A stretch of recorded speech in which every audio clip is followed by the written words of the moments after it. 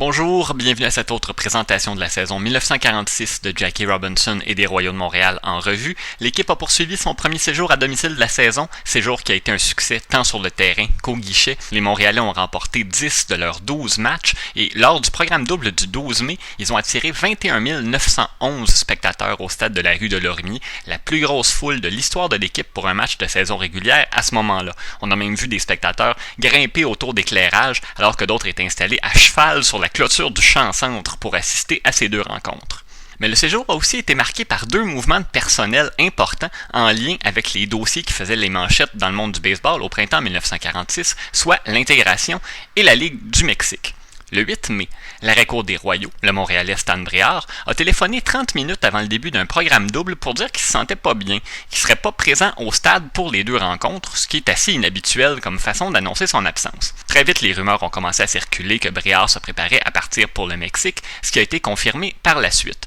Je l'ai mentionné dans une capsule précédente, il y avait un duo de frères mexicains extrêmement riches qui ont tenté de débaucher bon nombre de vedettes des ligues majeures et les amener à venir jouer au Mexique au printemps de 1946. On a aussi offert des contrats à des joueurs des ligues mineures. On avait fait une offre à Jackie Robinson pendant le camp d'entraînement. Et là, on était prêt à consentir 8 000 $ par an pour 3 ans, plus un bonus de signature de 5 000 $ à Bréard, ce qui est beaucoup plus que ce qu'il recevait des Royaux. Seulement, Bréard était sous contrat avec l'organisation des Dodgers. Il ne pouvait pas simplement renier l'entente et aller jouer ailleurs comme bon lui semblait. Les Dodgers ont obtenu une injonction de la Cour qui l'empêchait d'évoluer au Mexique. Il a donc dû à nouveau enfiler l'uniforme bleu et blanc des Royaux. Il a finalement été échangé au club San Diego de la Ligue de la Côte du Pacifique le 17. Ce dossier-là a beaucoup fait jaser. Il faut dire que Bréard était très populaire auprès des amateurs et auprès des médias montréalais, à tel point que le 4 mai, donc après 2 semaines avant la vente du contrat de l'arrêt-court, dans l'hebdomadaire le samedi, on pouvait lire que si la direction du club décidait d'utiliser Jackie Robinson à l'arrêt-court, ce qui était sa position naturelle, à la place de Bréard, probablement que les assistances au stade de Lormier diminueraient de moitié. Finalement, avec le départ de Bréard, c'est Al Campanis, futur directeur gérant des Dodgers de Los Angeles, qui a évolué à l'arrêt-court pendant la majeure partie de la saison, et les assistances n'ont pas vraiment souffert.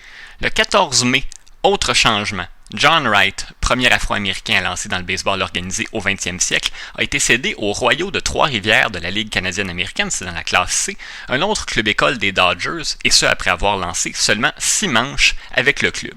Sam Lacey, un journaliste du Baltimore Afro-American qui a couvert l'intégration de près, s'est dit relativement convaincu du fait que la couleur de la peau de Wright n'avait pas eu d'impact sur le traitement qui lui a été réservé par les Royaux. Je le cite, « Wright n'a pas eu la chance qu'on lui souhaitait pour se faire valoir, mais il n'a pas non plus été tout feu tout flamme quand l'opportunité s'est présentée. » Et c'est vrai qu'à l'entraînement, il n'avait rien cassé, ça on s'entend là-dessus. Mais une fois la saison commencée, on l'a envoyé au monticule seulement 2 fois en près d'1 mois, à l'étranger, dans les 2 villes les plus hostiles aux joueurs noirs, soit Syracuse et Baltimore. Donc on ne peut pas dire que Clay Hopper a tout fait en son pouvoir pour faciliter son intégration à une nouvelle équipe et à une nouvelle ligue.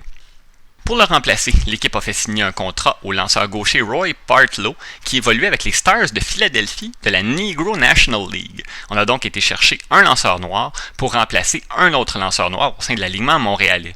Les raisons qui expliquent le remplacement de Wright par Partlow sont inconnues.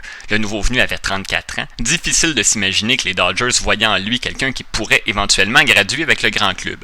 Est-ce qu'on jugeait que Jackie était pas prêt à être le seul Afro-Américain dans la ligue et que Wright était un poids mort au sein de l'équipe? Quoique, encore là, il n'y a rien qui garantissait que Partlow allait faire mieux que son prédécesseur. Tout ça pour dire qu'on comptait maintenant 5 Afro-Américains dans le baseball affiliés au majeur, dont 3 évoluaient dans la province de Québec, soit 2 à Montréal et 1 à Trois-Rivières.